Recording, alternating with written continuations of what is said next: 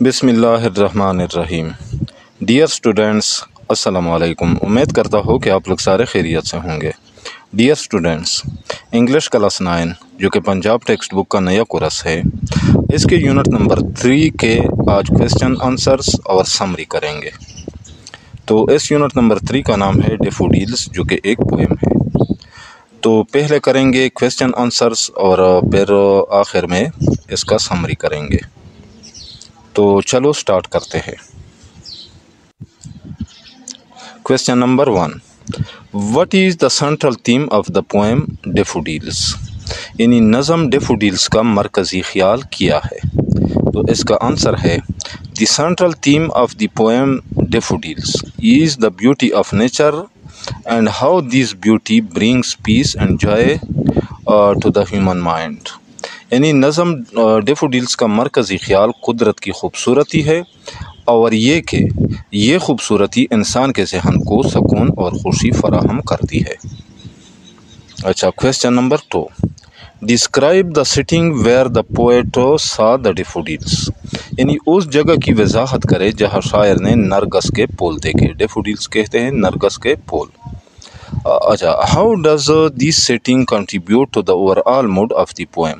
یہ منظر نظم کے مجموعی مزاج میں کس طرح مددگار ثابت ہوتا ہے؟ تو اس کا آنسر ہے the poet saw the daffodils beside a lake and under trees. یعنی شاعر نے نرگس کے پھول جھیل کے کنارے اور درختوں کے نیچے دیکھے۔ This peaceful and beautiful place creates a happy and calm mood. یہ پرسکون اور خوبصورت منظر خوشی اور سکون کا احساس پیدا کرتا ہے۔ تو question number 3، how does the poet describe the daffodils? یعنی شاعر نرگس کے پھولوں کو کیسے بیان کرتا ہے؟ What imagery does he use to bring them to life? یعنی وہ کون سی تشبیہات یا منظر کشی استعمال کرتا ہے تاکہ ان پھولوں کو جاندار بنایا جائے؟ اچھا، تو اس کا آنسر ہے the poet describes the daffodils as golden dancing flowers in a big group. یعنی شاعر نرگس کے پھولوں کو سنہری ناچتے ہوئے پھولوں کے ایک بڑے جھرمٹ کے طور پر بیان کرتا ہے۔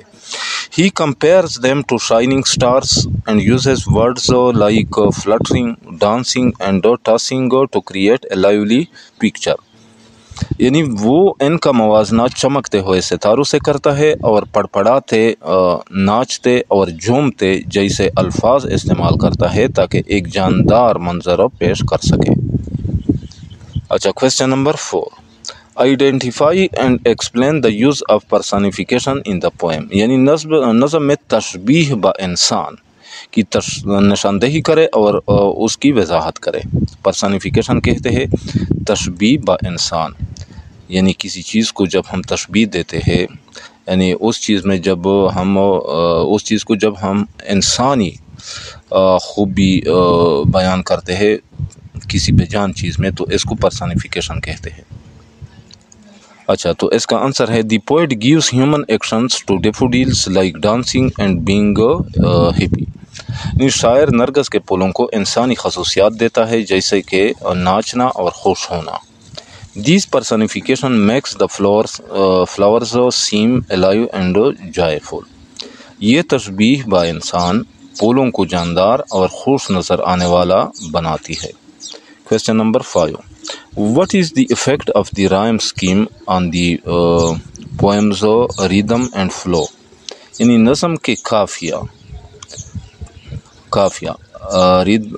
رائم اسکیم کہتے ہیں قافیہ کو۔ اچھا، نظم کے قافیہ کا نظم کی روانی اور لے پر کیا اثر ہوتا ہے؟ اچھا، پوئمز یعنی نظم کی ریدم کہتے ہیں روانی کو، اینڈ فلو لے، فلو بھی روانی کو کہتے ہیں۔ تو اس کا آنسر ہے the rhyme scheme gives the poem a smooth and musical flow making it pleasant to read and easy to remember. یعنی قافیہ نظم کو ایک ہموار اور موسیقی جیسی روانی دیتا ہے جو اسے پڑھنے میں خوشگوار اور یاد رکھنے میں آسان بناتا ہے۔ Question number 6، why do you think the poet describes the daffodils as a jocund company یعنی آپ کے خیال میں شاعر نرگس کے پھولوں کو خوش باش ساتھی یعنی جوکنڈ کمپنی کیوں کہتا ہے؟ What impact do they have on ہم، ان پھولوں کا اس پر کیا اثر ہوتا ہے؟ تو اس کا آنسر ہے جوکنڈ کمپنی مینز چیئرفل کمپنی، یعنی جوکنڈ کمپنی کا مطلب ہے خوش باش یا خوش مزاج ساتھی۔ The daffodils made the poet feel happy and not lonely, یعنی نرگس کے پھولوں نے شاعر کو خوشی کا احساس دلایا اور تنہائی محسوس نہیں ہونے دی۔ سو ہی انجوائڈ دیئر پریزنس، اس لیے وہ ان کی موجودگی سے لطف اندوز ہوا۔ تو question number 7، the poet mentions the bliss of solitude, یعنی شاعر تنہائی کی خوشی، بلیس آف سالیچیوڈ کہتے ہیں تنہائی کی خوشی کا ذکر کرتا ہے۔ What do you think he means by this and how do the daffodils contribute to this feelings, یعنی آپ کے خیال میں اس کا کیا مطلب ہے اور نرگس کے پھول اس احساس میں کس طرح مدد دیتے ہیں؟ تو اس کا آنسر ہے bliss of solitude means the joy of being alone, یعنی بلیس آف سالیچیوڈ کا مطلب ہے تنہائی میں ملنے والی خوشی۔ When the poet is alone, جب شاعر اکیلا ہوتا ہے، he remembers the daffodils and this memory makes him happy, یعنی تو اسے نرگس کے پھول یاد آتے ہیں اور یہ یادیں اسے خوشی دیتی ہے۔ یعنی بلیس آف سالیچیوڈ کا مطلب ہے تنہائی میں ملنے والی خوشی۔ جب شاعر اکیلا ہوتا ہے تو اسے نرگس کے پھول یاد آتے ہیں اور یہ یادیں اسے خوشی دیتی ہے شاعر کو۔ Question number 8، imagine you are the poet revisiting the same place after many years, تصور کرے کہ آپ شاعر ہیں اور کئی سال بعد دوبارہ اسی جگہ واپس آئے ہیں۔ Right a short paragraph describing your feelings and the seen as it might appear now, تو ایک مختصر پیراگراف لکھے جس میں اپنے جذبات اور اس منظر کی وضاحت کرے جیسا کہ وہ اب نظر آتا ہے۔ تو اس کا آنسر اس طرح ہوگا as I return after many years, یعنی جب میں کئی سالوں بعد واپس آیا۔ The place is still calm and beautiful, تو یہ جگہ اب بھی پرسکون اور خوبصورت ہے۔ دا لیک اسٹل شائنس، جھیل اب بھی چمک رہی ہے۔ اینڈ ڈیفوڈیلز بلوم جینٹلی ان دا بریز، اور نرگس کے پھول ہوا میں نرمی سے کھیل رہے ہیں۔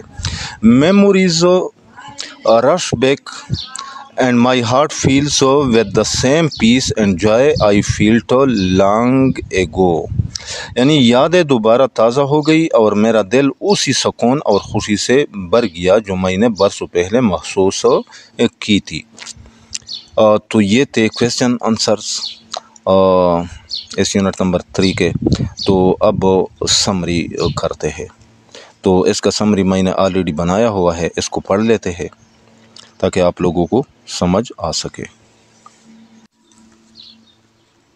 اچھا، ان دیس پوئم، اس نظم میں the poet describes a beautiful moment, شاعر ایک خوبصورت لمحے کو بیان کرتا ہے۔ When he saw a large number of golden daffodils beside a lake, جب اس نے جھیل کے کنارے سنہری نرگس کے بے شمار پھولوں کو دیکھا، ڈانسنگ ان دا بریز، جو ہوا میں جھوم رہے تھے۔ اچھا، they looked like stars in the sky and brought great joy to the poet, وہ پھول آسمان کے ستاروں کی طرح دکھائی دے رہے تھے اور شاعر کو بے حد خوشی دے رہے تھے۔ Even when he is alone later, حتیٰ کہ بعد میں جب وہ اکیلا ہوتا ہے، the memory of the daffodils comes to his mind and fills his heart with happiness. اچھا، تو نرگس کے پھولوں کی یاد اس کے دل میں آتی ہے اور اس سے خوشی سے بھر دیتی ہے۔ The poem shows how nature can bring peace and lasting joy to our lives. یہ نظم ظاہر کرتی ہے کہ قدرت کس طرح ہمارے دلوں کو سکون اور دیرپا خوشی دے سکتی ہے۔ تو ڈیئر اسٹوڈنٹس، یہ تھے اس یونٹ کے کویسچن آنسرز اور سمری، تو امید کرتا ہو کہ آپ لوگوں کو اچھی طرح سمجھ آ گیا ہوگا اس کے کویشچن آنسرز اور سمری۔ تو جاتے جاتے آپ لوگوں سے ریکویسٹ ہے کہ اس چینل کو بھی لازمی سبسکرائب کرے، ویڈیو پسند آئے تو اس کو لائک بھی کرے، اپنے دوستوں کے ساتھ شیئر بھی کرے۔ تو انشاءاللہ ملیں گے نیکسٹ یونٹ کے کویشچن آنسرز اور سمری کے ساتھ، اس وقت تک اجازت چاہتا ہوں۔ اللہ حافظ۔